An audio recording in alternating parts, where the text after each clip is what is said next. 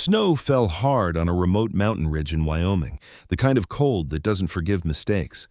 A man who lived alone heard his dog stop dead in the snow. No barking, no movement, just silence.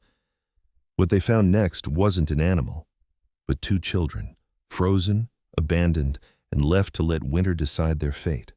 A single note lay beside them, cruel and final.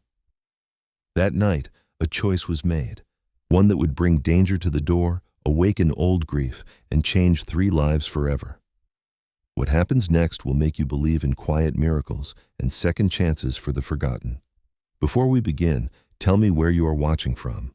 Drop your country in the comments below, and if you believe no child or animal should ever face fear alone, hit subscribe now and share this story with someone who needs hope. Jackson Hole, Wyoming, was already quiet by late afternoon. Snow had been falling since noon, steady and heavy, covering the streets faster than the town crews could clear them. Christmas lights glowed along the main road, reflected in shop windows and half-buried cars, but the wind stripped away any sense of warmth. The temperature kept dropping, and the mountains surrounding the town faded into a gray wall of snow and cloud. By nightfall, travel outside town limits was discouraged. By midnight, it would be dangerous. Beyond the last houses and streetlights, the road narrowed and disappeared into Forest Service land. There were no decorations here, no sound except wind pushing through pine branches and the soft grind of snow shifting underfoot. In this part of Wyoming, winter did not care what day it was. Ethan Crowley walked steadily through the trees, following a familiar trail he had taken hundreds of times before. He was 37 years old, tall and solid, built by years of outdoor work rather than intention. His shoulders were broad, his movements economical. A thick, dark beard covered most of his lower face, already frosted white from the cold. His hair was cut short, practical, and his eyes, pale gray blue, stayed alert, scanning the ground ahead. Ethan was known around town, though not well. He spoke little, kept to himself, and lived alone in a cabin several miles outside Jackson Hole. He worked seasonal contracts for wildlife control and search support, jobs that kept him moving and away from crowds. Years earlier, he had survived a highway accident that killed his older brother. Since then, he had learned to trust actions more than words. He didn't waste either. That evening, Ethan was checking a report of damaged fencing near the river corridor. In weather like this, broken fence could mean injured livestock or trapped wildlife. He wanted eyes on it before the storm worsened. Beside him moved Ranger. Ranger was a German shepherd, a little over 5 years old, strong and well-trained. His coat was thick for winter, black across his back and tan along his legs and chest. His ears stood upright, constantly adjusting to sound, and his dark eyes tracked movement with focus. Ranger had been trained for search and rescue before Ethan took him in. He didn't pull at the leash or wander. He stayed close, working the ground and the air, moving with purpose. Ethan trusted Ranger's instincts. When Ranger paid attention, there was usually a reason. They were crossing a small clearing when Ranger slowed, then stopped completely. His body stiffened, head lifting into the wind. A low sound vibrated in his chest, not a growl, but a warning. Ethan paused. He listened. At first, there was nothing but wind. Then he heard it. A sound too thin to be animal, too broken to be wind. A faint cry, quickly swallowed by the storm. Ranger moved before Ethan spoke, angling off the trail toward the edge of the clearing. Ethan followed, heart rate rising, boots sinking deep into drifts that hid uneven ground beneath them. They reached a shallow ravine where snow had piled against a fallen log. Ranger began digging at a specific spot, snow flying from his paws. Ethan dropped to one knee and helped, brushing away packed snow with his gloves. Fabric appeared, then skin. 2 children lay there, pressed tightly together. The older was a girl, thin and stiff with cold, her dark hair frozen against her face. She couldn't have been more than 10. Her eyes were open but unfocused, her expression locked somewhere between fear and determination. Curled against her chest was an infant, wrapped in a worn blanket printed with faded red reindeer. The baby's breathing was shallow, barely visible. The girl's arms were locked around the infant, shielding him from the wind. Even as Ethan approached, she tightened her hold, her body acting on instinct alone. Beside them, half buried in snow, lay a piece of cardboard. Ethan picked it up. The writing was rough but readable. "Christmas doesn't need them." Ethan's jaw tightened. He folded the cardboard once and shoved it into his pack. He didn't look at it again. Ranger lowered himself beside the children, positioning his body between them and the wind. He nudged the girl's sleeve gently with his nose. She flinched, then went still, eyes fixed on him. "Hey," Ethan said quietly. "You hear me?" The girl swallowed. Her lips were blue, cracked from cold. When she spoke, her voice barely carried. "Please," she said. "Don't leave us." "I'm not leaving," Ethan replied. His voice was calm, steady. "You're coming with me." He moved slowly, making sure she could see his hands. He reached for the baby first. The infant weighed far less than he should have. Ethan opened his coat and pressed the baby against his chest, letting body heat do what it could. Then he looked at the girl. "I'm Ethan," he said. "That's Ranger." Ranger sat immediately, still and alert. The girl studied Ethan's face, searching. Finally, she spoke. "Mara." She nodded slightly toward the baby. "Caleb." Ethan repeated the names, anchoring them in his mind. He lifted Mara with one arm. She was light, frighteningly so, and stiff with cold. Her hand clenched into his sleeve, not out of trust, but because letting go wasn't an option. The wind cut harder as Ethan turned back toward the trail. Ranger moved to his other side, scanning the tree line, alert to every sound. Snow erased their tracks almost as quickly as they made them. Ethan adjusted his grip, feeling the infant's faint breath against his chest, the girl's shaking through his arm. He looked ahead toward the dark ridge where his cabin stood, barely visible through the storm. "Not tonight," he muttered. Ranger let out a single sharp bark, controlled, clear. Home was close. The cabin sat just below the ridgeline, half hidden by snow-laden spruce trees, its dark outline barely visible against the storm. Ethan reached it with his legs burning and his breath tight in his chest, but he did not slow until he was inside the windbreak formed by the trees. Ranger moved ahead, circling once, nose low, checking the area before stopping at the door. Only then did Ethan shift his weight, unlock the door, and step inside. The cabin was small but solid, built decades earlier by Ethan's uncle and maintained with care rather than comfort. One main room held a wood stove, a narrow table, 2 chairs, and a couch with blankets folded neatly on one end. A short hallway led to a bedroom and a bathroom. Everything smelled faintly of pine, wood smoke, and cold air. There were no decorations yet for Christmas. Ethan had planned to let the day pass like any other. He shut the door firmly, locking out the wind, and the sudden quiet felt heavy. Ranger shook snow from his coat, then immediately turned back toward Ethan, watching closely as Ethan lowered Mara onto the couch. She did not resist, but she did not relax either. Her posture stayed tense, shoulders hunched, arms still angled protectively toward where Caleb rested against Ethan's chest. Ethan moved quickly but carefully. He stoked the fire, adding split logs and opening the damper. The flames caught fast, throwing orange light across the room. He set a kettle on the stove, then turned his attention back to the children. He peeled open his coat and checked the baby first. Caleb's skin was cold but not rigid, his breathing still shallow but steady enough to count. Ethan wrapped him in a thicker blanket from the couch, tucking it snugly around his small body. Mara watched every movement. Her eyes followed Ethan's hands, Ranger's position, the door, the windows. She looked older than she was in the way she observed, as if she had learned early that paying attention was the same as staying alive. Her face was narrow, her skin pale with a faint gray cast from the cold. Her dark hair hung straight and heavy, tangled at the ends. She didn't cry. She did not ask questions. She waited. Ranger lay down near the couch, positioning himself so his body formed a barrier between Mara and the rest of the room. His ears stayed upright, tracking every sound from outside. Occasionally, his tail thumped once against the floor, slow and deliberate. Ethan knelt in front of the couch to be closer to eye level. "You're inside," he said. "You're out of the wind. That fire will warm the room in a few minutes." His tone was practical, steady.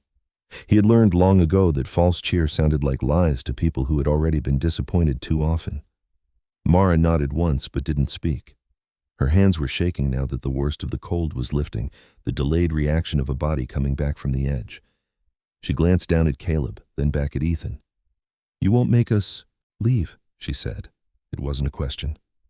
"No," Ethan replied. "Not tonight."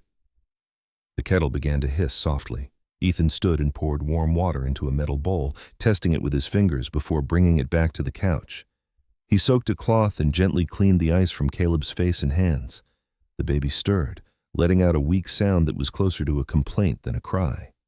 Mara flinched at the noise, then leaned closer, murmuring something under her breath. Ethan couldn't make out the words, but the tone was steady, practiced. "Have you eaten?" Ethan asked. Mara hesitated, then shook her head. "He hasn't," she said, nodding toward Caleb. "I gave him the last of the crackers earlier." Ethan moved back to the kitchen area and opened the cupboard. It was sparsely stocked, but there was soup, bread, and powdered formula he kept for emergencies. He heated the soup slowly, careful not to rush it. While he worked, he kept talking, not filling the space, just anchoring it. He told her his name again. He told her the fire would crack and pop as it warmed. He told her Ranger would not move unless he needed to. Mara listened. She didn't respond much, but her breathing slowed. When Ethan returned, he fed the soup to Mara in small spoonfuls. She resisted at first, lips pressed tight, suspicion flickering across her face. Only when Caleb shifted and made another small sound did she open her mouth, swallowing quickly, forcing herself to eat. Ethan did not comment. He let her set the pace. The room warmed gradually. Steam rose from wet clothes as Ethan helped Mara remove her jacket and boots. He replaced them with dry layers from his own supplies, too big for her, but warm. She accepted the help stiffly, eyes never leaving Caleb. As the storm intensified outside, the cabin creaked and settled.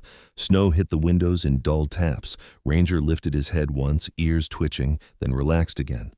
Ethan finally carried Caleb to the bedroom, setting him in a shallow drawer he lined with blankets, placed close to the stove vent where the heat would reach. Mara followed, stopping just inside the doorway. She did not cross the threshold. "He stays where I can see him," she said quietly. Ethan nodded. "That's fine." She remained there, standing watch, until exhaustion took over. When she finally sat on the edge of the couch, her body folded inward, knees drawn up, arms wrapped around herself. Ranger shifted closer, his flank pressed against her leg. She stiffened at first, then allowed it, resting her weight lightly against him. The kettle whistled again. Ethan poured tea into a chipped mug and handed it to Mara. "Careful," he said. "It's hot." She took it with both hands, sipping cautiously. Color returned slowly to her cheeks. Her eyes grew heavier, blinking more often. Still, she fought sleep. Ethan stepped outside briefly, pulling his coat back on. The storm had worsened. Visibility was low. The wind, strong enough to sting his face. He scanned the tree line, listening. There were no fresh tracks near the cabin yet, but something about the note he had found kept his nerves tight. People didn't leave messages like that unless they wanted someone to understand what had been done. When he came back inside, Mara was still awake. She was watching the door, her gaze sharp despite her fatigue. "You waiting for someone?" Ethan asked. She shook her head. "I'm making sure they don't come back." The words landed hard. Ethan sat across from her. "Who?" She hesitated, then spoke in a low voice. "The man who said winter would take us. He said no one would come." Ethan leaned back slightly, his expression unchanged, but something settled in his chest. This wasn't simple abandonment. Someone had made a decision and expected the weather to erase the evidence. "They won't come here," Ethan said, "and if they do, they won't take anything." Mara studied him closely, searching for cracks. She didn't nod this time, but she didn't argue either. Caleb cried softly from the bedroom. Mara was on her feet instantly, moving faster than her exhaustion should have allowed. Ethan followed. Together, they settled the baby, Ethan warming a bottle of formula while Mara cradled Caleb, her posture easing as he fed. By the time the storm reached its loudest point, Mara's eyes finally closed. She fell asleep sitting upright, arms still wrapped around her brother. Ranger remained pressed against her side, unmoving. Ethan covered them both with a blanket and sat back in his chair, watching the fire and the door in equal measure. Outside, the wind screamed across the ridge.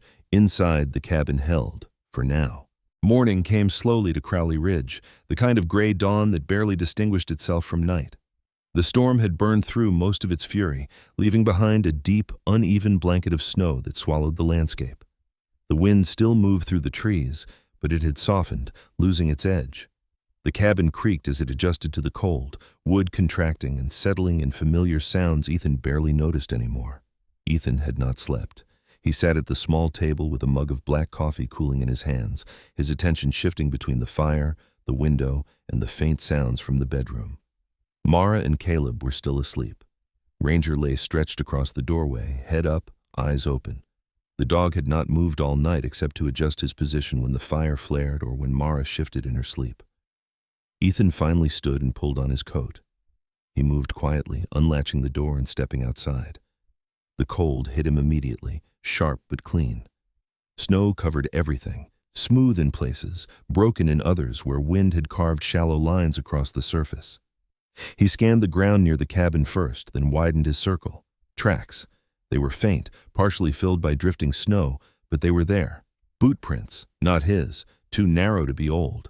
They ran along the tree line, stopping just short of where the cabin came fully into view. Someone had stood there, watching. Ethan crouched, brushing snow aside with his glove. The tread pattern was worn unevenly, the heel deeper than the toe. A man who favored one leg, or simply didn't walk carefully. The tracks turned back toward the lower ridge, disappearing into thicker cover. Ranger appeared at Ethan's side, nose low, ears stiff. He followed the scent for several yards before stopping and looking back at Ethan. The dog didn't bark. He didn't pull. His message was clear. Someone had been close, and recently. Ethan exhaled slowly. He wasn't surprised. The note left with the children had been deliberate. Whoever wrote it hadn't expected witnesses, but they had expected someone to understand what had been done. People who left messages like that didn't like unfinished business. He returned to the cabin and locked the door behind him. Mara was awake when he stepped inside, sitting upright on the couch with Caleb pressed to her chest. She looked smaller in the daylight, wrapped in layers too big for her. Her hair was still tangled, falling straight past her shoulders, dark against the pale fabric. Her eyes were alert, fixed on Ethan's face. "They were here," she said. Ethan paused. "What makes you say that?" "You move different," she replied. "When you're angry." He considered that, then nodded once. Someone came close, didn't knock. Her grip tightened around Caleb. "He said he'd check." Ethan sat across from her. "Did he ever come back before?" She shook her head. "He didn't have to. He said no one would look." Ethan didn't press further. He stood and began preparing breakfast, keeping his movements calm and predictable. He warmed water, mixed formula, cut bread. Normal actions mattered. They told a story that fear could interrupt but not erase. Later that morning, as the light strengthened and the wind eased, Ethan radioed the Forest Service station. The signal was weak but usable. He spoke briefly, reporting possible trespass near his property and asking if any unusual activity had been noted along the lower ridge. The response was delayed and vague. Weather had cut off several access roads. Patrols were limited. Help, if needed, would not be immediate. That afternoon, there was a knock. Ethan's body went still. Ranger rose to his feet, moving to the door without instruction. The knock came again, firm but unhurried. Ethan took the rifle from its rack and opened the door just enough to see. A woman stood on the porch, brushing snow from her coat. She was in her early 40s, average height, built lean from years of outdoor work. Her dark blonde hair was pulled back into a low braid, strands escaping around her temples. Her face was weathered but composed, with sharp eyes and a mouth that looked more accustomed to giving instructions than asking permission. "Morning, Ethan," she said. "It's Sarah Mills." Ethan lowered the rifle slightly. "Didn't expect company." Sarah stepped back to show her hands. "Didn't expect to be out in this either. You didn't answer the radio earlier." "I did." "Briefly," she replied. "You don't usually report trespass." "I don't usually have children sleeping on my couch." Sarah's gaze shifted past him, catching sight of Mara in the background. Her expression changed, professional concern softening into something more personal. "I saw tracks on the lower trail," she said. "Didn't match yours." Ethan opened the door wider and let her in. Sarah stamped snow from her boots and glanced at Ranger, who watched her carefully but did not move.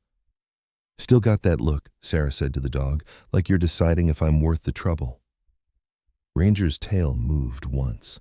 Sarah Mills worked as a county outreach coordinator, a position that had evolved out of necessity rather than design. Years earlier, she had been an emergency nurse until a winter highway accident took her husband's life and left her with a deep distrust of roads and promises. She left the hospital and took a job that kept her closer to home and closer to people who slipped through cracks. She was known for being direct, competent, and hard to intimidate. She turned to Mara slowly, lowering herself to a crouch. "Hi, sir," she said. "I'm Sarah."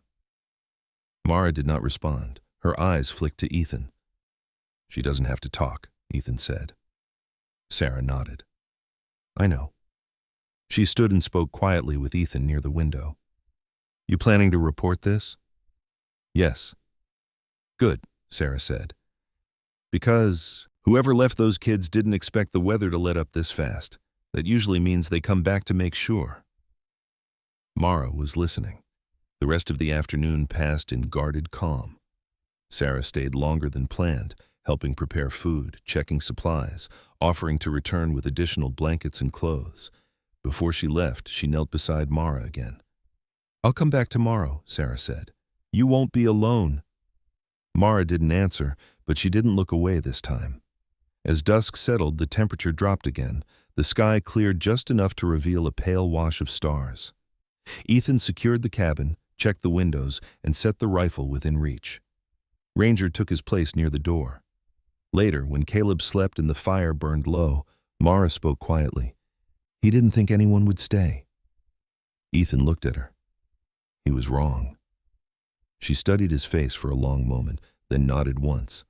Outside, the ridge lay silent, but the snow no longer felt empty. Darkness settled early over Crowley Ridge, heavier than the night before. The sky cleared just enough to expose the cold, sharp stars, but there was no comfort in them. The temperature dropped fast, the kind of cold that crept in through wood and bone alike. Snow no longer fell, but the silence that replaced it felt more dangerous, as if the land itself were holding its breath. Ethan moved through the cabin with measured calm. He checked the locks again, tested the windows with a firm hand, and banked the fire so it would burn steady through the night. He did not rush. Panic made noise. He had learned that long ago. Ranger followed him closely, nails clicking softly on the wooden floor, posture alert, ears constantly adjusting.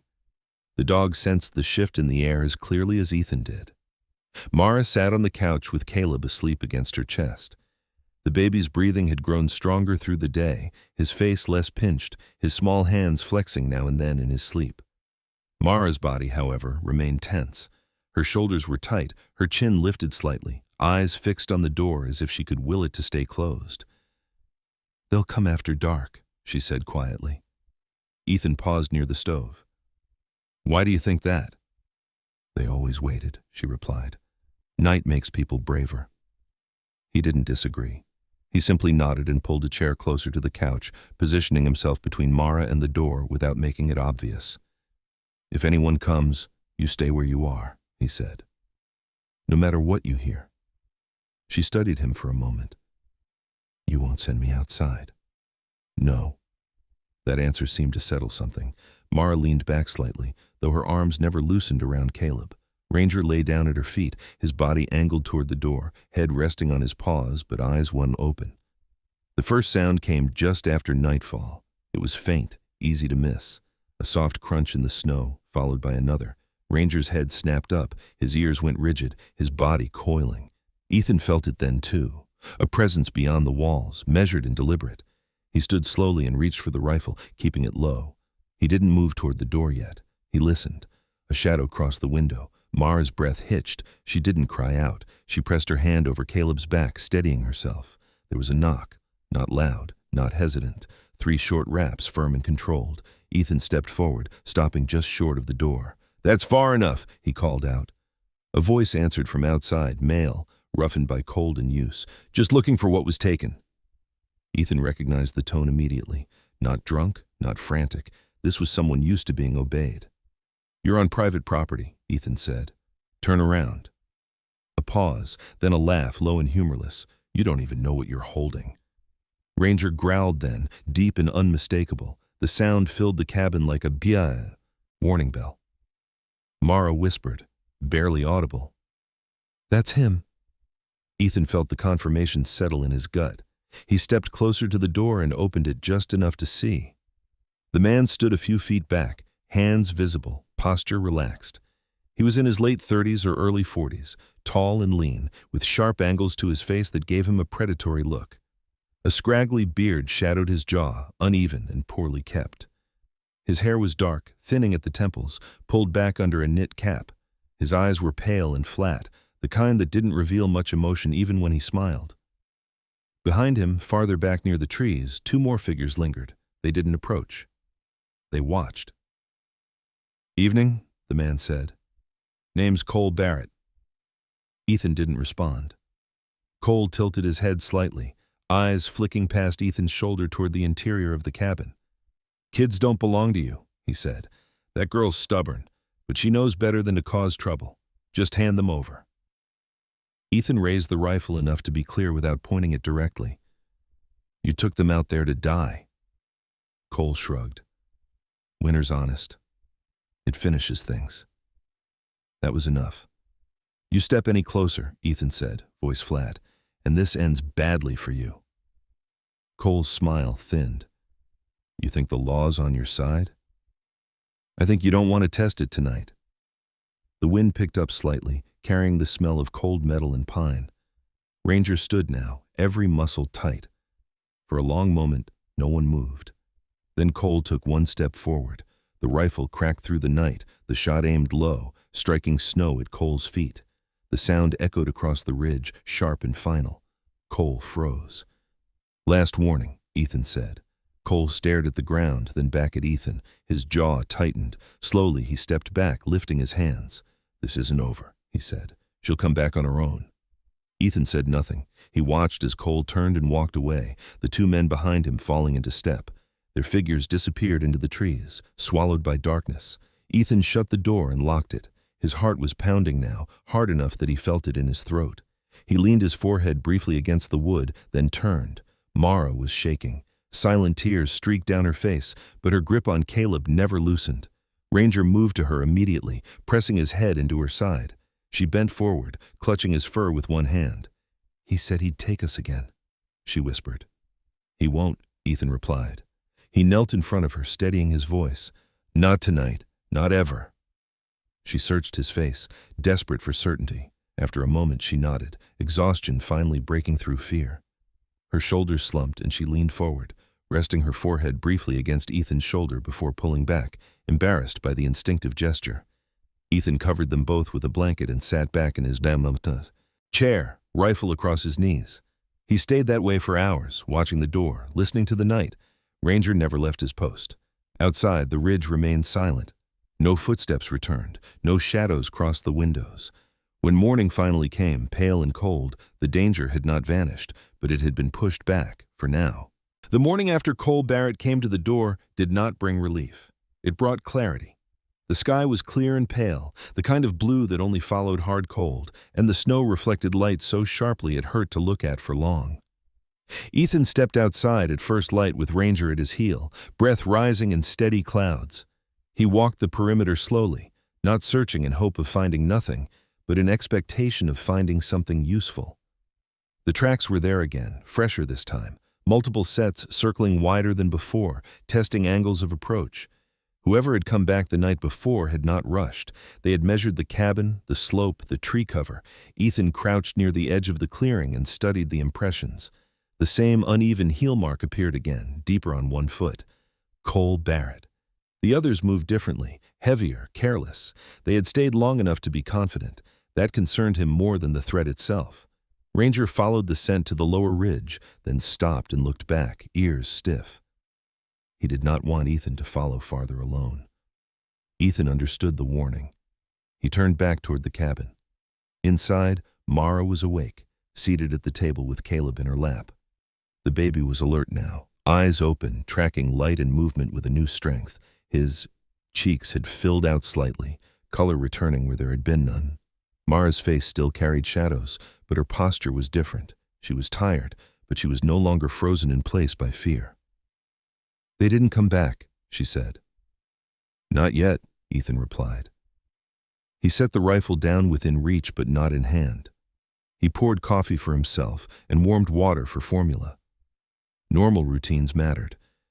They reminded everyone where they were. Mara watched him for a moment. He won't stop. No, Ethan said. Which means we don't wait. By mid-morning, the road down the ridge was passable enough to risk travel. Ethan radioed Sarah Mills and asked her to come up. When she arrived an hour later, she brought more than supplies. She brought a man Ethan had not expected to see so soon. Sheriff Daniel Reeves stepped out of the passenger side of Sarah's truck and took in the ridge with a practiced eye. Reeves was in his early 50s, broad-shouldered but carrying extra weight that spoke of desk work replacing patrol years. His hair was iron gray and cropped short, his beard trimmed neatly along a jaw that still showed definition. His face held deep lines around the eyes, the kind earned by long nights and hard decisions. He moved with calm authority, not hurried, not slow. When he shook Ethan's hand, his grip was firm but brief. "Ethan Crowley," Reeves said. "I know your place. Quiet Ridge." "Used to be," Ethan replied. Reeves nodded once and glanced at Ranger. "That your dog?" "Ranger." "Good-looking shepherd," Reeves said. "Smart eyes." Ranger watched him carefully, then looked back to Ethan. Ethan opened the door and let them in. Mara stiffened at the sight of the uniform. Reeves noticed immediately and stopped just inside the doorway, keeping his hands visible, posture open. "I'm not here to take anyone away," he said, voice even. "I just want to understand what happened." Sarah knelt beside Mara and spoke quietly. "He's here to help," she said. "You don't have to say anything you don't want to." Mara looked at Ethan. He nodded once. Reeves listened without interruption as Ethan described the note, the tracks, the confrontation the night before. He asked questions only to clarify timing and details. When Ethan finished, Reeves turned his attention to Mara. "Can you tell me the man's name?" he asked gently. "Cole Barrett," she said. Her voice shook, but she did not look away. Reeves's expression changed slightly, recognition flickering behind his eyes. "I know the name," he said. "Not local, but known. Seasonal labor, off the books. Nothing solid enough to hold him before." Mara's hand tightened around Caleb. "He said Winter would finish us." Reeves's jaw set. Winter doesn't get to decide that. The sheriff stepped outside with Ethan to examine the tracks. He crouched, studied the heel marks, the spacing. "You're right," he said. "He was here to confirm. That makes this intent." "What happens now?" Ethan asked. "Now," Reeves said, standing, "we document everything, and we don't leave you alone." By early afternoon, another vehicle arrived. Deputy Lucas Harlan stepped out, younger than Reeves, mid-30s, tall and lean with a narrow face and sandy hair. He moved with nervous energy, scanning the tree line constantly. He had transferred from a busier county the year before, drawn to quieter work after responding to a fatal accident involving children. It had changed how he handled calls like this. He took nothing lightly. "I'll stay up here tonight," Harlan said. "Rotate with patrol." Reeves nodded. "Good." Inside, Sarah helped Mara organize the supplies she had brought. Warm clothes, diapers, food. Mara accepted help cautiously but did not refuse it. When Sarah knelt to show her how to adjust Caleb's layers, Mara watched closely, learning. She asked questions. It was the first time she had. As the afternoon wore on, the tension eased just enough to allow exhaustion to surface. Mara dozed on the couch while Caleb slept in the makeshift bed. Ranger stayed close, moving only to reposition when she shifted. Ethan and Reeves spoke quietly near the door. "You understand," Reeves said, "that this will bring attention." "I'm counting on it," Ethan replied. "You prepared to fight this legally?" Ethan thought of the night, the note, the way Mara had braced herself against a door she believed would open no matter what. "Yes," Reeves nodded. "Good, because Barrett won't stop until he believes he's lost." Dusk came early. The temperature dropped again, but the presence of another patrol vehicle parked near the ridge changed the feel of the place. Light cut through the trees. Sound traveled differently. Cole Barrett did not return that night. After dinner, Mara sat with Ethan near the fire. She didn't look at him when she spoke. "If you send us away," she said, "I'll understand." Ethan looked at her then, really looked at her. "I'm not sending you anywhere," he said, "but I won't lie. This won't be easy." She nodded. Easy isn't safe anyway. Outside, rangers stood alert as Deputy Harlan walked the perimeter, flashlight cutting clean lines through the dark. The ridge felt held, not by luck, but by people who had drawn a line and stayed behind it. For the first time since arriving, Mara slept lying down. The presence of law enforcement on Crowley Ridge changed the rhythm of the days that followed, but it did not erase the tension. It sharpened it. The patrol vehicle remained parked at the edge of the clearing, its tires half buried in snow, its radio occasionally crackling with distant voices. Deputy Lucas Harlan rotated shifts with another officer during daylight hours, but the nights stayed quiet, heavy with watchfulness. Cole Barrett did not return, but no one believed that meant he was finished. Ethan adjusted to the new reality without complaint. He had lived alone long enough to know that silence did not always mean peace. It sometimes meant waiting. Each morning he walked the perimeter with Ranger, checking tracks, testing fences, reinforcing weak points along the ridge. Ranger moved with renewed purpose, nose low, muscles tight, his attention rarely drifting. The dog had lost some of his easy calm. He was working now. Inside the cabin, life began to settle into something resembling routine. Mara woke early, always before Caleb, sitting quietly at the table with a mug of warm water cupped in both hands. She watched the windows, the door, the way light changed across the snow. She no longer flinched at every sound, but she remained alert, as if safety were something that had to be actively maintained. Caleb grew stronger by the day. His cries carried more force, his grip firmer. He followed movement with bright eyes, especially Ranger, whose tail and ears fascinated him. When Ranger passed too close, Caleb would reach out, fingers curling into thick fur. Ranger tolerated it patiently, lowering his body and turning his head aside so the baby would not grab his ears. He had learned restraint in training. It served him well now. On the third morning after the confrontation, Sarah Mills returned, this time without the sheriff. She brought paperwork, warm clothes, and a seriousness that went beyond her usual practical efficiency. Snow clung to her boots as she stepped inside, brushing it off with a tired sigh. "You holding up?" she asked Ethan. "So far," he replied. Sarah nodded and turned her attention to Mara. She sat across from her at the table, placing a folder between them. "I need to explain what comes next," she said gently. "You don't have to decide anything today." Mara's posture tightened. "Are you taking us away?" "No," Sarah said immediately. "Not unless you want to leave, and even then, not without making sure you're safe." Mara studied her, eyes searching for hesitation. She found none. Sarah continued. "What Ethan's doing right now is temporary, emergency care. To make it permanent, there are steps, interviews, court involvement. It takes time." Mara glanced toward Ethan. He met her gaze. "You don't have to decide anything," he said. "We'll go one step at a time." That afternoon, Deputy Harlan approached Ethan near the woodpile. The younger man looked uneasy, shifting his weight from foot to foot. "Sheriff Reeves asked me to tell you," he said. "Barrett was spotted near the county line last night. Nothing we could hold him on, but he's moving." "Toward here?" Ethan asked. "Hard to say," Harlan replied. "But he knows we're watching now." That knowledge settled over the ridge like another layer of snow. Invisible. Heavy. That evening, as the sun dipped behind the mountains, Mara stood at the window, watching the sky turn pale and distant. "If he comes back," she said quietly, "I won't freeze this time." Ethan looked at her, surprised by the statement. She wasn't boasting, she was stating a fact. "You shouldn't have to be brave," he said. She shrugged slightly. "I already am."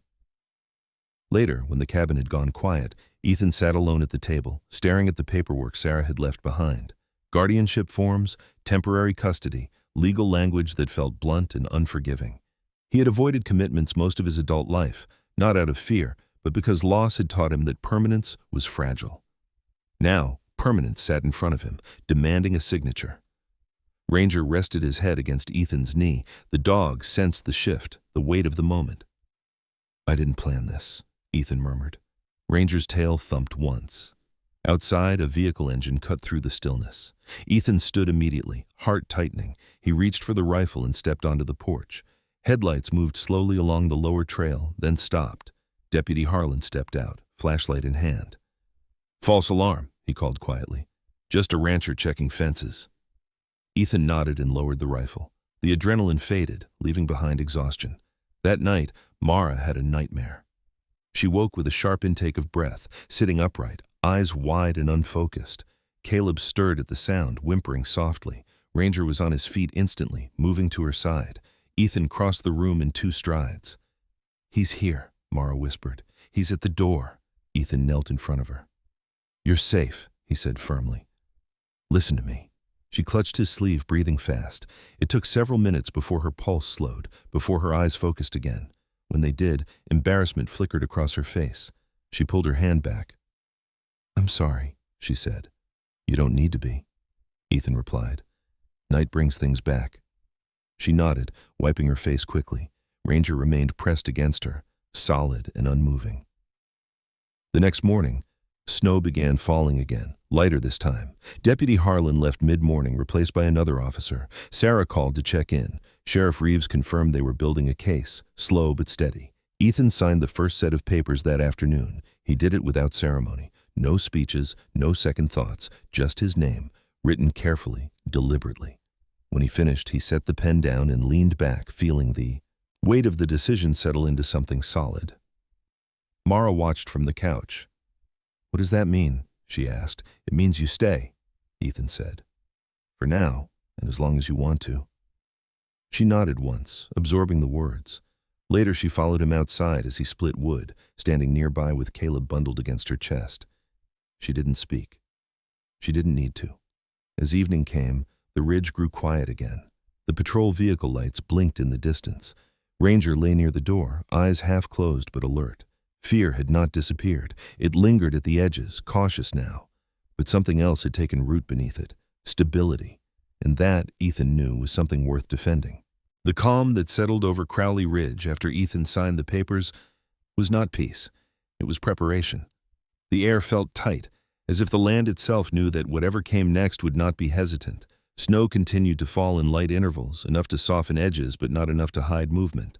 Tracks showed clearly now. Nothing stayed unseen for long. Ethan sensed it before anyone said a word. He had learned over years of working in isolation that danger rarely announced itself loudly. It gathered, it tested, it waited for fatigue. Mara noticed the shift as well. She moved closer to the center of the cabin, keeping Caleb within arm's reach at all times. She no longer hovered near the windows, but she listened carefully to every sound outside, distinguishing wind from footsteps, branches from intention. Her fear had sharpened into awareness. It was not something Ethan liked seeing in a child, but he recognized it. It was how people survived when survival was not optional. Ranger changed too. The German shepherd slept less, pacing more, his ears rarely lowering fully. His coat had thickened with winter, the black along his back darker against the white snow. His tan legs dusted constantly with ice. He was 6 years old now, no longer young, but solid and steady, built for endurance.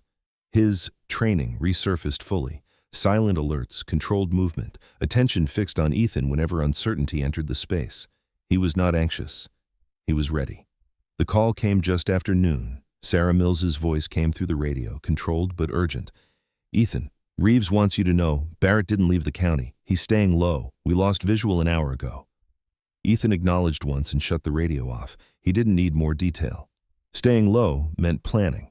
Planning meant returning. By late afternoon, the patrol rotation changed again. Deputy Harlan was replaced by Deputy Mark Ellison, a man in his early 40s with a heavy build and tired eyes. Ellison had dark hair cut short and a thick mustache that hid the tightness of his mouth. He had been a sheriff's deputy for over 15 years, most of it spent responding to domestic disputes and property crimes. He was calm, methodical, and deeply skeptical of coincidence. "I don't like the timing," Ellison said quietly to Ethan as they walked the perimeter together. "Holidays make people reckless, or bold." "Barrett's already both," Ethan replied. Ellison nodded. "If he comes, it won't be loud." That night the temperature dropped sharply. The fire worked harder, the cabin popping softly as the wood contracted. Mara fed Caleb slowly, murmuring to him under her breath. Her voice was steadier now, less strained. When she laid him down to sleep, she did not hover. That alone told Ethan how far she had come. It happened just after midnight. Ranger was the first to react. He stopped pacing and went rigid, head lifting, body angled toward the rear of the cabin. Not the door, the back window. Ethan rose silently, rifle already in his hands. He did not turn on any lights. He moved exactly as he had been trained years earlier. Slow, deliberate, controlled. Deputy Ellison, who had been resting in the chair near the stove, was on his feet immediately. There was a sound at the back wall, a dull scrape, then another. Mara froze, hand clamped over Caleb's mouth instinctively, though the baby barely stirred. Ethan held up one finger, signaling stillness. Ranger crept forward, placing his body between the couch and the hallway. The scrape turned into a forceful shove. The window frame rattled. "That's enough," Ellison said quietly, his hand on his sidearm. The window shattered inward. Glass hit the floor in a sharp burst, and a figure lunged through the opening, boots catching briefly on the sill.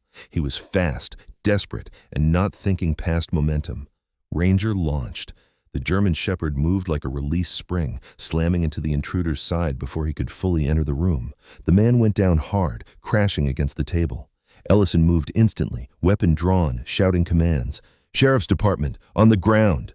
The man struggled, swinging wildly, but Ranger held him pinned, teeth locked into the thick fabric of his jacket without breaking skin, exactly as trained. Ethan stepped in and wrenched the man's arm behind his back, forcing him down. The face was unmistakable. Cole Barrett. Up close, he looked worse than before. His beard was thicker, uneven, his eyes bloodshot, skin pale and tight from cold and poor sleep.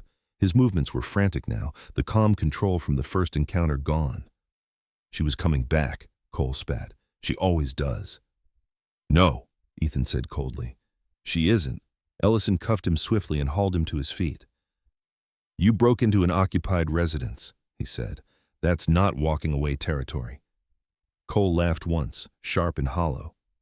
"You think paperwork keeps her?" Mara stood slowly from the couch. Caleb held firmly against her chest. Her legs shook, but she didn't stop moving until she was visible in the open space. "No," she said. Her voice was quiet but clear. "You don't get to decide anymore." Cole's eyes flicked to her. For a moment, something like disbelief crossed his face. Then anger twisted it away. "You're nothing without me." Ethan stepped between them immediately. "You're done," Ellison radioed for backup. Within 20 minutes, another patrol arrived, lights cutting through the trees. Cole was led out in cuffs, still shouting, still promising return. No one responded. When the vehicles disappeared down the ridge, silence returned slowly, cautiously. Inside, the cabin was a mess. Glass littered the floor, cold air pouring in through the broken window. Ethan moved first, boarding it up temporarily while Ellison documented the scene. Ranger remained close to Mara, his body pressed against her leg, grounding her. When it was over, Mara sat heavily on the couch, shaking. Not crying, shaking. Ethan knelt in front of her. "It's over," he said. She looked at him, eyes glassy. "He came inside." "Yes," Ethan replied. "And he left in handcuffs." She swallowed hard. Then, without warning, she leaned forward and wrapped her arms around Ethan's neck. It was sudden, fierce, unguarded. Ethan froze for half a second, then returned the embrace, careful, steady. Ellison watched quietly from the doorway. He had seen many outcomes in his career. This one, at least for tonight, felt like the right one. Caleb began to cry then, loud and indignant, as if offended by the interruption. Mara laughed weakly through tears, adjusting her grip. "He's mad," she said. "That's allowed," Ethan replied. By dawn, the window was temporarily sealed, the floor cleaned, the statements taken. Sheriff Reeves arrived briefly, confirming Cole Barrett would be held pending charges that would not disappear easily this time. As morning light spread across Crowley Ridge, something shifted. The fear that had stalked the cabin no longer circled freely. It had a name. It had a cell. Mara stood at the window, watching sunlight catch on snow. "He won't come back," she said. Ethan stood beside her. "No, he won't." Ranger lay at their feet, eyes closed at last, breathing slow and even. The line had been crossed, and it had held. The days after Cole Barrett's arrest unfolded with a quiet that felt earned. Crowley Ridge no longer held its breath. Snow still covered the ground, and winter still ruled the mountains. But the silence had changed character. It was no longer the silence of waiting. It was the silence of recovery. The broken window was repaired within 2 days. Deputy Ellison returned once to inspect the repair, nodding his approval before leaving without ceremony. The patrol vehicle no longer sat at the edge of the clearing. Sheriff Reeves had made it clear that Cole Barrett would remain in custody pending charges that carried weight this time: breaking and entering, endangerment of minors, and prior abandonment supported by evidence and witness statements. The threat was no longer a shadow. It had a name, a file number, and a locked door behind it. Inside the cabin, routines deepened. Ethan rose before dawn as he always had, but now he set a second mug beside his own, filling it with warm water for Mara before she woke. She noticed these things. She did not comment on them, but she adjusted herself into the rhythm without being asked. She fed Caleb, cleaned up after meals, folded blankets with careful precision. These were not chores to her. They were proof of place. Caleb continued to gain strength. His cries grew louder, his laughter easier. He learned to roll over, then to push himself up on unsteady arms. His favorite target was Ranger's tail. Ranger tolerated this with infinite patience, shifting just enough to avoid pain while staying close. His muzzle had gained a dusting of gray around the edges that hadn't been there a year earlier, but his posture remained solid. He slept more deeply now, the vigilance finally allowed to rest. Sarah Mills returned at the end of the week, this time with a woman Ethan had not met before. The woman introduced herself as Judge Eleanor Whitcomb, though she quickly waved off the title. She was in her early 60s, tall and straight-backed, with short silver hair cut neatly above the collar of her coat. Her face carried a calm seriousness, the kind that came from decades of listening before speaking. She had driven up not to inspect, but to understand. "I prefer to see places before I read about them," Whitcomb said as she stepped inside, glancing around the cabin. "Paper doesn't tell you how a child sleeps." She knelt to greet Mara at eye level, not smiling too much, not too little. "You don't have to talk to me," she said, "but I'm glad to meet you." Mara studied her carefully. "You're not a cop." Whitcomb smiled slightly. "No, I make sure the cops don't get to decide everything." That earned a small nod. The meeting was brief and informal.